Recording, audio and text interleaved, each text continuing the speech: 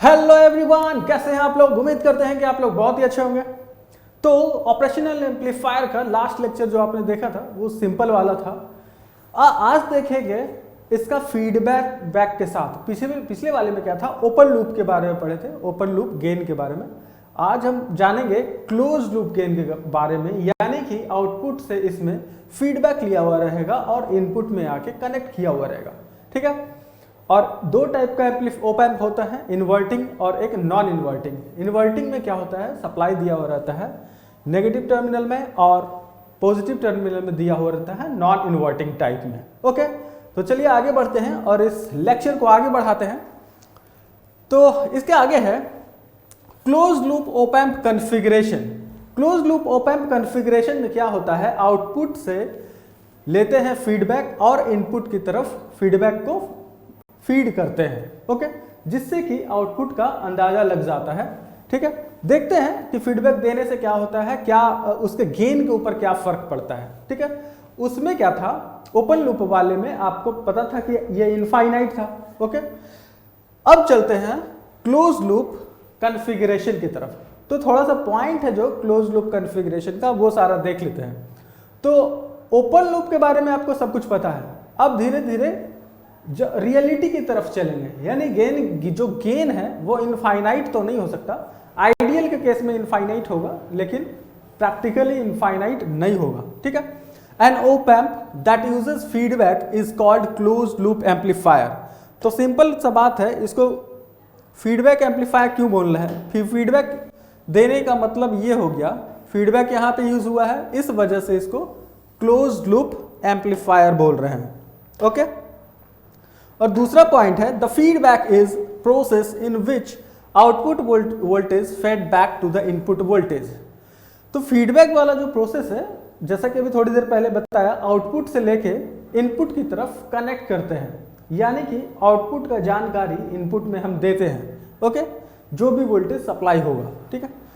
और register RF register ये क्या डिनोट करता है, जब हम आउटपुट यानी वी नॉट से इनपुट की तरफ कनेक्ट करेंगे तो उसका कुछ रेजिस्टेंस होगा उस वायर में, यही रेजिस्टेंस है। या तो आप आरएफ एक्स्ट्रा कनेक्ट कर सकते हैं, या तो उसका रेजिस्टेंस ही इतना होगा। ठीक है, फीडबैक का resistance. Okay, the resistor RF is used to fed back the output to the input voltage. The RF is known as feedback resistor. जो आरएफ है, फीडबैक रजिस्टर को इंडिकेट करने के लिए एफ लगाया गया है। एफ का मतलब यहाँ फीडबैक, और आर का मतलब तो आपको पता है कि रेजिस्टेंस। ओके, तो आर एफ का मतलब फीडबैक रेजिस्टेंस, जो आउटपुट से इनपुट की तरफ आने के क्रम में बीच में कनेक्टेड होता है, register R F register. Okay, the feedback form is a close loop between input and output. अभी जब डायग्राम हम देखेंगे, सर्किट डायग्राम, तो आपको पता चल जाएगा कि इसको फीडबैक करने के बाद क्लोज लूप क्यों बोल रहे हैं, क्योंकि एक पूरा का पूरा एक लूप बन जाता है इनपुट से आउटपुट के बीच। Okay, there are two following close loop configuration. दो टाइप का कॉन्फ़िगरेशन होता है क्लोज लूप कॉन्फ़िगरेशन, एक इन्वर्टिंग और एक नॉन इन्वर्टिंग।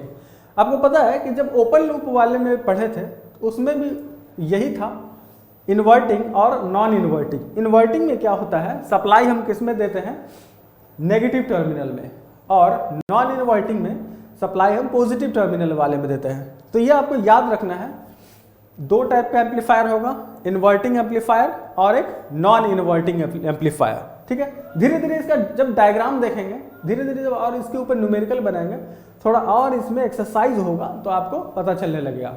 वैसे भी इससे पहले जो वार्म अप क्लास में काफ़ी सारा कुछ बता दिया गया था, वो उसके बारे में यहाँ पे यूज होगा। ओके, अब यह है इन्वर्टिंग एम्पलीफायर के बारे में। अब जान लेते हैं इन्वर्टिंग एम्पलीफायर में क्या क्या है उसमें। ठीक है, क्या क्या उसका स्ट्रक्चर है, क्या क्या टर्मिनल्स होते हैं, कौन से टर्मिनल में क्या क्या कनेक्ट करते हैं। ठीक है, in inverting amplifier a fraction of output voltage is fed back to the inverting input terminal.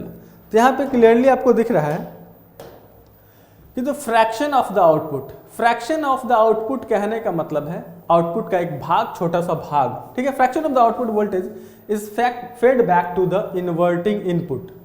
Inverting input यानी माइनस वाला जो टर्मिनल होगा, जो नेगेटिव वाला टर्मिनल होगा, उसमें हम फीडबैक देते हैं आउटपुट का। ठीक है।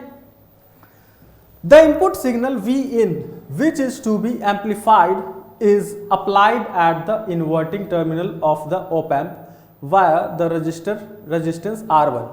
यहाँ पे एक और रेजिस्टेंस होता है R1 जो कि दूसरे टर्मिनल में लगा होगा, यानी पॉजिटिव साइड में। Okay. The other resistance RF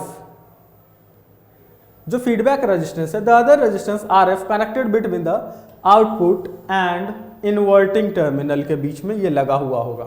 ठीक है। आउटपुट से आएगा, फिर पीछे से कनेक्ट हो जाएगा इन नेगेटिव साइड का टर्मिनल के पास। ओके। जब इसका डायग्राम देखेंगे, जब इसका सर्किट डायग्राम देखेंगे तो और ज्यादा क्लेरिफाई होगा। In inverting circuit, the non-inverting terminal is connected to the ground. Inverting type का जो ऑपरेशनल एम्पलीफायर है उसमें पॉजिटिव वाला टर्मिनल क्या होता है, ग्राउंडेड होता है। ठीक है। As the op-amp is assumed as ideal when its input resistance R1 is infinite and open loop voltage gain is infinite। जैसे कि ये वाला फीडबैक रेजिस्टेंस है, फीडबैक वाला एम्पलीफायर है, यानी कि आउटपुट से लेके इनपुट की तरफ फीडबैक रेजिस्टेंस RF के थ्रू दिया हुआ रहेगा। तो यहाँ पे कंसीडर करके चल रहे हैं जो रेजिस्टेंस है R1 रेजिस्टेंस, RF की बात नहीं हो रहा है। जो R1 रेजिस्टेंस है उसका वैल्यू जो है इनफाइनाइट है, क्योंकि हम यहाँ क्या लेके चल रहे हैं, आइडियल के केस में लेके चल रहे हैं। ओके। अब ये है हमारा सर्किट। ओके। RF ये आपको दिख रहा है यहाँ पे, ये है फीडबैक रेजिस्टेंस, ये है यहाँ पे आउटपुट, यहाँ पे आउटपुट है, यहाँ पे जो भी वोल्टेज होगा V0, जो भी वोल्टेज होगा, फ्रैक्शन ऑफ वोल्टेज यहाँ पे वोल्टेज आएगा। ठीक है। थ्रू दिस RF कुछ वोल्टेज ड्रॉप यहाँ पे होगा। ठीक है। उसके बाद यहाँ पे जो इंफॉर्मेशन मिलेगा वो आपको V0 यहाँ पे तो पता चलेगा ही कि इनपुट के पास V0 पहुंच रहा है वोल्टेज, बट वोल्टेज ड्रॉप होने के बाद RF के बाद। ओके। अब यहाँ पे देख रहे हैं VI सप्लाई दिया हुआ है यहाँ पे। ओके। और यहाँ पे पॉजिटिव वाला पार्ट क्या है, ग्राउंडेड है। पॉजिटिव वाला पार्ट क्या है, ग्राउंडेड है। यही खासियत है इन्वर्टिंग एम्पलीफायर का, इन्वर्टिंग टाइप एम्पलीफायर का। ठीक है। कैसे, नेगेटिव वाला जो टर्मिनल है, नेगेटिव वाला उसके साथ क्या कनेक्ट किया हुआ है, उसके साथ सोर्स कनेक्ट किया हुआ है, जो कि यहाँ VI दिखाया हुआ है। जिस वोल्टेज से ये कनेक्ट किया हुआ है वो है VI, AC voltage. Okay. Through the resistance R1। Okay. अब ये जो डायग्राम आपको दिखाया गया है, बस आप अभी के लिए ये बस दिखाने के लिए आपको बताया गया है, लेकिन जब इसको क्लेरिफाई करेंगे, थोड़ा सा आगे सिंप्लीफाई करेंगे, मैनिपुलेट करेंगे, जब इसको गेन निकालेंगे तो ठीक है, ताकि क्लियरली आपको पता चले। आपको वार्म अप के टाइम में आपको बताया गया था कि ये नेगेटिव के साइड कनेक्टेड है, तो इसको मैंने नाम दिया था VN, यहाँ का वोल्टेज को, और यहाँ का वोल्टेज को क्या नाम दिया था, VP। ठीक है। और यहाँ पे क्या होता है, virtual ground process. Virtual ground process के तहत यहाँ का वोल्टेज और यहाँ का वोल्टेज बराबर हो जाता है, और यहाँ का वोल्टेज बराबर कैसे हो जाता है, ठीक है, यह वो बताते हैं अभी। ठीक है। वैसे तो वार्म अप क्लास में आपको बता दिया गया है, फिर भी एक बार आपको बता देते हैं। आपको पता है कि गेन इज इक्वल टू होता है V0 by Vin। Okay. Output by input, और इनपुट क्या होता है, दोनों के बीच का डिफरेंस। ओके। तो A is equal to V0 by input क्या होता है, दोनों के बीच का डिफरेंस। तो दोनों के बीच का डिफरेंस यानी VP माइनस VN। ठीक है। अब यहाँ पे ले लेते हैं VP माइनस VN। ओके। आपको पता है कि A क्या होता है, इनफाइनाइट, यानी गेन क्या होता है, इनफाइनाइट होता है, is equal to V0 by, इसको वाइट कर देते हैं थोड़ी देर के लिए ताकि उसके ऊपर लिख सके,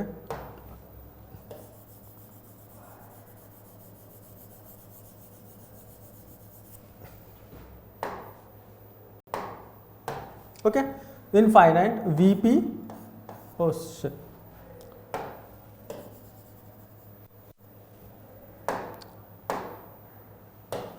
ये पूरा पेंटर बन जाएंगे पेंट करते करते, ठीक है। तो यहां पे क्या हो रहा है, Vp माइनस Vn, ठीक है। तो इनफाइनाइट को उधर लेके चले जाते हैं, Vp minus Vn is equal to V0 by infinite. तो इनफाइनाइट से डिवाइड हो रहा है यहाँ पे, यानी कि पूरा टर्म क्या हो जाएगा, जीरो हो जाएगा। Okay, Vp minus Vn is equal to zero. तो इस हिसाब से क्या होगा, Vp is equal to Vn हो जाएगा। ओके, यानी कि यहाँ का वोल्टेज जीरो है, उस वजह से यहाँ का भी वोल्टेज जीरो हो जाएगा। यहाँ का पोटेंशियल जीरो, यहाँ का भी पोटेंशियल जीरो है। इसको बोलते हैं वर्चुअल ग्राउंड प्रोसेस, ठीक है। इसके थ्रू क्या होता है, यहाँ का वोल्टेज जीरो होने के कारण यहाँ का भी वोल्टेज पोटेंशियल जीरो हो जाता है। तो इस केस में ये जो सब जो होता है ये नेगेटिव वाले में ही होता है, नेगेटिव फीडबैक वाले में ही, ठीक है। चलिए आगे चलते हैं। ये हमारा आ गया मेन डायग्राम, जिसमें कि हम गेन निकालेंगे, ठीक है। इससे पहले वाला जो डायग्राम था सेम डायग्राम था, बस उसको इसलिए लिया गया था थोड़ा सा ओवरव्यू जान ले ये क्या है डायग्राम। ओके, तो अब ये डायग्राम को थोड़ा सा मॉडिफाई कर लेते हैं। ये आपको पता है कि VI है जो कि इनपुट वोल्टेज है, AC इनपुट वोल्टेज। ओके, यहां तक क्लियर है।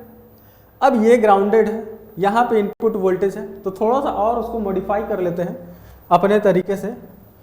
इसको हटा देते हैं, हम VI नाम नहीं चाहते हैं, उसकी जगह नाम हम VS दे देते हैं। ओके,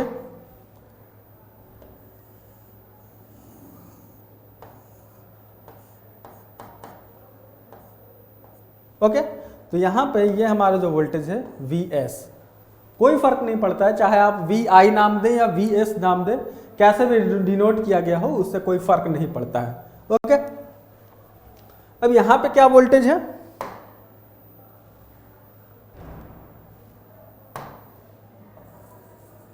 ये नेगेटिव के साथ कनेक्टेड है, तो इसको मैंने नाम दे दिया Vn, और ये वाला पॉजिटिव के साथ कनेक्टेड है, तो यहाँ का पोटेंशियल को नाम दे दिया Vp। तो आपको पता है वर्चुअल ग्राउंड प्रोसेस के अकॉर्डिंग यहाँ पे क्या होगा, Vp क्या है, आपको पता है कि Vp यहाँ पे जीरो है क्योंकि जीरो के साथ कनेक्टेड है। ओके, और virtual according to virtual ground process,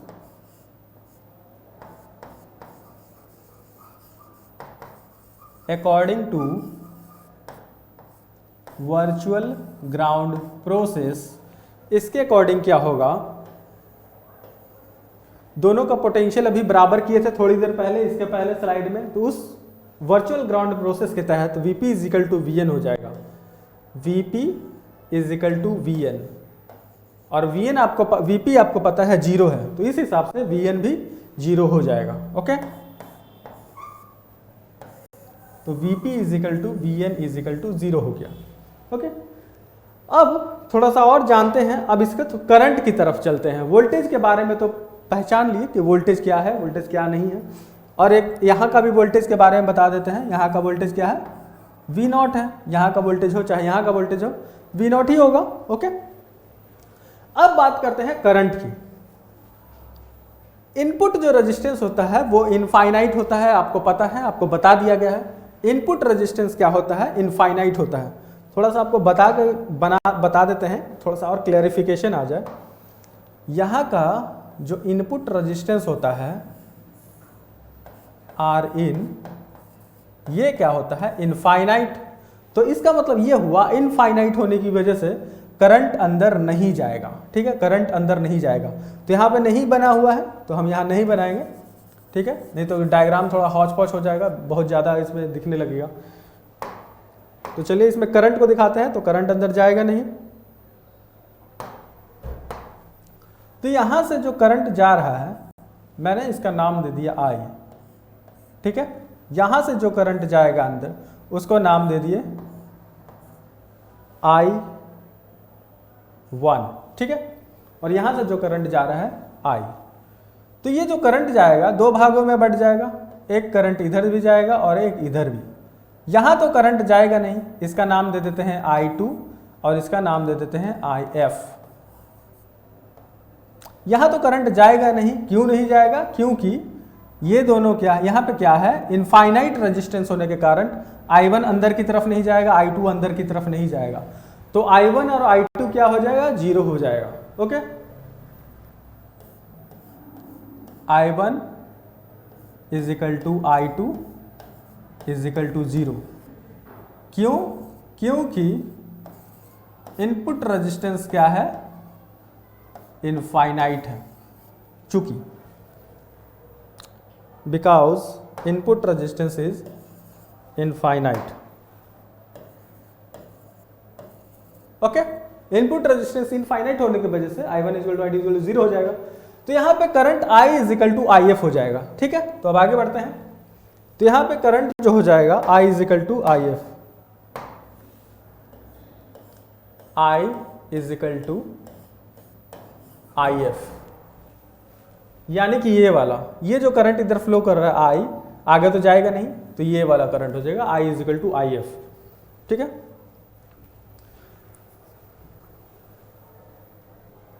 I is equal to IF। तो I के लिए सबसे पहले निकाल लेते हैं KCL। I is equal to क्या हो जाएगा, यहां वोल्टेज VS है, VS minus VN by R1, VS minus VN by R1, VS minus VN by R1 is equal to IF। देख लेते हैं IF का KCL। IF यहां पे फ्लो कर रहा है, तो VN minus V0 by RF, VN minus V0 by RF। Okay, आपको पता है कि वर्चुअल ग्राउंड प्रोसेस के according Vp is equal to Vn is equal to zero है, तो जहां जहां Vp और Vn है वहां जीरो कर देंगे, जहां जहां Vn है वहां जीरो कर देंगे। तो Vs ये जीरो हो गया by R1 is equal to, ये जीरो हो जाएगा, माइनस V0 बाई RF।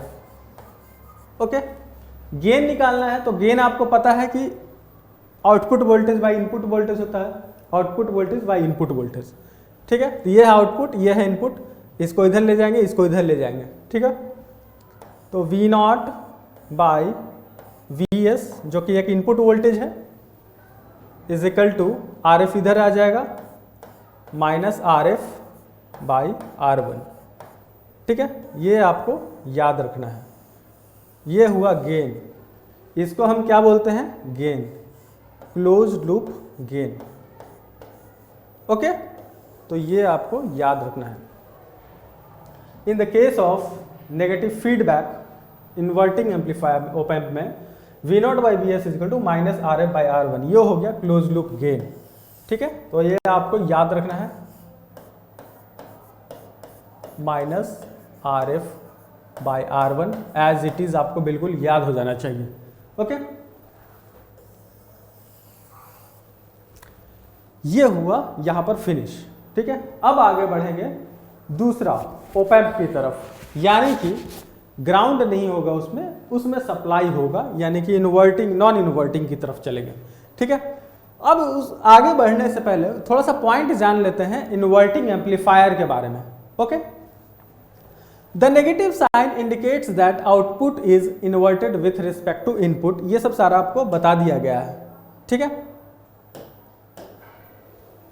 जो नेगेटिव साइन आ रहा है, नेगेटिव साइन जो आ रहा है minus RF by R1, negative sign आने का मतलब क्या हुआ, जो आउटपुट होगा वो इन्वर्टेड होगा। अगर इनपुट हमारा ऐसे है तो आउटपुट हमारा ऐसे होगा। इन्वर्जन का मतलब ये हुआ। The voltage gain is independent of open loop gain. Open loop का जो गेन था उससे इंडिपेंडेंट होता है वोल्टेज गेन। ठीक है, the close loop voltage gain AF। ठीक है, यहाँ पे AF से डिनोट किया गया है क्लोज लूप वोल्टेज गेन को, depends on the ratio of two resistance namely R1 and RF। ठीक है, जो अभी क्लोज लूप गेन आया वो किसके ऊपर डिपेंड कर रहा है? जो क्लोज लूप गेन आया अभी वो किसके ऊपर डिपेंड कर रहा है? RF बाई R1 के ऊपर, ठीक है। इसी की बात किया गया है यहाँ पे, R1 एंड RF के ऊपर डिपेंड किया गया है, डिपेंड है।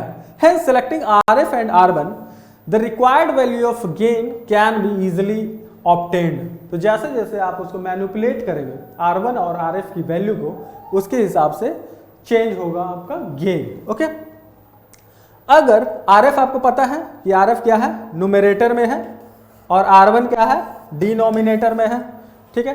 तो अगर RF बड़ा होगा, अगर RF बड़ा होगा R1 से, अगर RF बड़ा होगा R1 से तो क्या होगा? ग्रेटर देन 1 वैल्यू होगा गेन का। ओके, अगर RF लेस देन R1 होगा तो गेन क्या होगा? लेस देन 1 होगा। यह आपको क्लियरली पता चल रहा होगा मैथमेटिकली। अगर दोनों बराबर होगा, सिंपल सा बात है, जब दोनों बराबर होगा, दोनों कट जाएगा, कैंसिल हो जाएगा, तो यूनिटी हो जाएगा। यूनिटी यानी 1। ओके, यूनिटी का मतलब 1। तो अब चलते हैं नॉन इनवर्टिंग एम्पलीफायर की तरफ। तो नॉन इनवर्टिंग एम्पलीफायर के बारे में थोड़ा देख लें। In a close loop inverting amplifier the input signal Vin which is to be amplified is applied to non inverting terminal. Non inverting terminal में हम इनपुट देते हैं, यानी कि सप्लाई हम उसमें देते हैं, नॉन इनवर्टिंग टर्मिनल में, यानी पॉजिटिव वाले में। Okay, and the inverting terminal is grounded. यहाँ पे ग्राउंडेड कौन रहता है? इनवर्टिंग टर्मिनल ग्राउंडेड रहता है। The output signal of non inverting amplifier is in phase with the input signal. जो आउटपुट आएगा वो फेज में रहेगा, यानी कि अगर इनपुट ये है तो वो भी सेम फेज में रहेगा, ठीक है। 0 तो 0, और उसके केस में क्या हो रहा था? 180, आउट उल्टा हो रहा था, ठीक है। The feedback resistance RF is applied connected between output terminal and the inverted terminal to feedback the output voltage to the input. ये भी सेम है, बिल्कुल सेम है। फीडबैक रेजिस्टेंस आउटपुट से इनपुट की तरफ देते हैं, ठीक है। इसमें कोई चेंजेस नहीं आएगा। ओके, अब ये है आपका circuit diagram of non inverting operational amplifier, ठीक है। इसमें क्या बताया गया है? जो आपका सप्लाई होगा किसमें दिया जाएगा इनपुट? नॉन इनवर्टिंग टर्मिनल में, यानी प्लस वाले में। इसमें क्या दिया गया है? सप्लाई, यानी VI, ठीक है। यहाँ पे नाम VI है, आप नाम कैसे भी नाम दे सकते हैं, ठीक है। और नेगेटिव टर्मिनल को क्या किया गया है? नेगेटिव, यानी कि इन्वर्टिंग टर्मिनल को ग्राउंड रखा गया है। ओके, यहां तक क्लियर है। और आपको यह भी पता है कि यहां का वोल्टेज को मैंने नाम क्या दिया था? VN। यहां का वोल्टेज को क्या नाम दिया था? VP, ठीक है। अब इस सर्किट को हम करेंगे थोड़ा सा मैनिपुलेट। हम नाम VI, जो इनपुट सिग्नल है, जो AC सोर्स दिया जाएगा यहाँ पे, AC सप्लाई, हम VI नहीं देके चलेंगे, हम यहाँ पे देंगे VS लेके चलेंगे, थोड़ा सा सिंप्लीफिकेशन के लिए। ओके, तो ये क्लियर है। इन्वर्टिंग में, नॉन इन्वर्टिंग में सप्लाई कहाँ पे देते हैं? इनपुट किस में देते हैं? इन्वर्टिंग वाले, नॉन इन्वर्टिंग टर्मिनल पे, और इन्वर्टिंग टर्मिनल को क्या रखते हैं? ग्राउंड। Okay, clear. अब आगे बढ़ते हैं। ये है क्लोज लूप। अब यहाँ पे करते हैं close loop gain calculation. Okay, इसके लिए VI को अपनी तरीके से मॉडिफाई कर लेते हैं।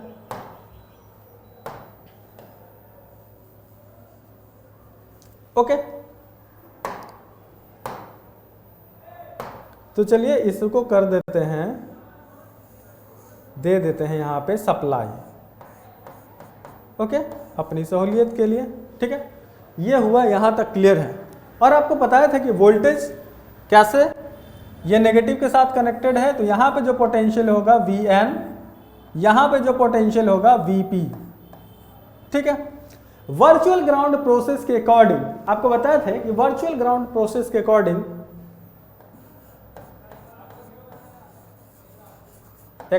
To virtual ground process, according to virtual ground process VP is equal to VN। तो आपको पता है VP क्या है? पॉजिटिव, VS है यहाँ पे।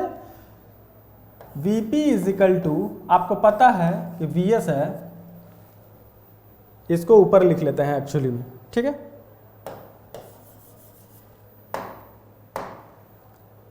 Vp is equal to Vs है, तो वर्चुअल ग्राउंड प्रोसेस के according Vp is equal to होता है Vn। आपको पता है कि Vp कितना है, Vs है, तो Vn भी Vs हो जाएगा। ओके, ये है मेन मंत्र यहाँ का। ठीक है, अब बढ़ते हैं इसके आगे। ठीक है, अब चलते हैं करंट वाले की तरफ। आपको पता है कि यहाँ से जो करंट फ्लो करेगा वो करंट अंदर नहीं जाएगा, यहाँ से जो करंट फ्लो करेगा अंदर नहीं जाएगा। इसका नाम दे देते हैं I1 जो कि अंदर नहीं जाएगा, इसका नाम दे देते हैं I2। यहाँ से जो करंट फ्लो करेगा I, वो दो भागों में बटेगा, I2 की अंदर की तरफ जाएगा और ऊपर की तरफ जाएगा IF। लेकिन एक्चुअली में I2 तो अंदर जाएगा नहीं। I2 अंदर क्यों नहीं जाएगा? क्योंकि आपको पता है कि इनपुट रेजिस्टेंस जो होता है ऑपरेशनल एम्पलीफायर का वो होता है इनफाइनाइट। तो इनफाइनाइट होने की वजह से I1 और I2 अंदर की तरफ नहीं प्रवेश करेगा। ठीक है, उसको डिलीट कर देते हैं, इरेज कर देते हैं, नहीं तो डायग्राम बहुत हौच पौच हो जाएगा। ठीक है, यहां तक क्लियर। अब फोकस करिए, वोल्टेज की बात हो गई, अब फोकस करेंगे करंट के ऊपर। I is equal to IF।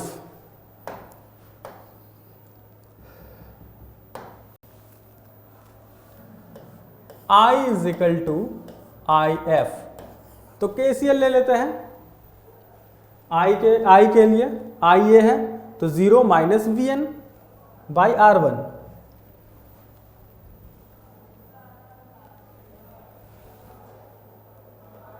Zero minus VN by R1 is equal to, अब IF की तरफ चलते हैं। ये है IF करंट इसमें फ्लो कर रहा है, तो VN minus V0 by RF, VN minus V0 by RF, VN minus V0 by RF। Okay, minus VN by R1 is equal to VN minus V0 by RF। ठीक है, आपको पता है कि वर्चुअल ग्राउंड प्रोसेस के तहत VN is equal to VP is equal to VS था, तो सारा जहां जहां VN है वहां वहां VS पुट कर देंगे। ठीक है, जहां जहां VN है वहां वहां VS पुट कर देंगे। VS minus V0 by RF। ठीक है, RF को इधर कर लेते हैं, is equal to VS minus V0 by VS। ठीक है, तो यहां क्या हो जाएगा, इधर कर लेते हैं, minus RF minus RF by R1 is equal to VS divide हो जाएगा 1 minus V0 by VS। Okay, तो V0 बाई VS को इधर ले आते हैं क्योंकि वो गेन है। गेन क्या होता है, output by input is equal to 1 plus, इधर आ जाएगा तो प्लस हो जाएगा, RF बाई R1। ये आपका आ गया गेन। V0 बाई VS को क्या बोलेंगे, close loop gain is equal to 1 plus RF by R1। ठीक है, तो ये किसके केस में आया है, इनवर्टिंग के केस में। ये हो गया आपका गेन। किसके केस में आया, इनवर्टिंग, नॉन इनवर्टिंग के केस में। ओके राइट, इनवर्टिंग के केस में कितना आया था, इन्वर्टिंग ऑपरेशनल एम्पलीफायर में माइनस RF बाई R1 और नॉन इन्वर्टिंग में 1 plus RF by R1 gain आया। ओके, तो ये है, दोनों का निकल गया। अब थोड़ा सा थ्योरी देख लेते हैं और ये खत्म हो चुका है। ठीक है, आपको ये याद रखना है। थोड़ा सा पॉइंट देख लेते हैं। The voltage gain of non inverting amplifier is always greater than 1। जो वोल्टेज गेन होगा वो ऑलवेज क्या होगा, ग्रेटर देन 1 होगा, ग्रेटर देन 1 होगा, always, right, always greater than 1 होगा। The voltage gain is positive. The voltage gain क्या है, यहाँ पे पॉजिटिव है। इसका मतलब क्या हुआ, इसका मतलब ये हुआ AC signal is in phase. In phase होने का मतलब क्या हुआ, फेज में होने का मतलब आपको बता चुके हैं, दोनों 0 डिग्री 0 डिग्री, इनपुट भी आउटपुट भी। ठीक है, the voltage gain is independent of open loop gain of an op amp but depends only on two resistance value. यहाँ का जो voltage gain independent voltage gain जो है इंडिपेंडेंट है इस गेन से, लेकिन जो डिपेंड किस पे कर रहा है, यहाँ भी डिपेंड कर रहा है रेजिस्टेंस पे R1 और RF पे, ठीक है, 1 प्लस R1 बाई RF, तो उस पर ही डिपेंड कर रहा है। The desired voltage gain can be obtained by selecting proper RF by R1। जिस वैल्यू को आप RF और R1 यूज करेंगे वैसा आपका गेन आएगा। ओके, तो आप गेन को चेंज कर सकते हैं। तो आज के लिए इतना ही है। ओके, तो मिलते हैं नेक्स्ट लेक्चर में इसके न्यूमेरिकल के साथ, ठीक है। Thank you very much, next lecture में मिलते हैं।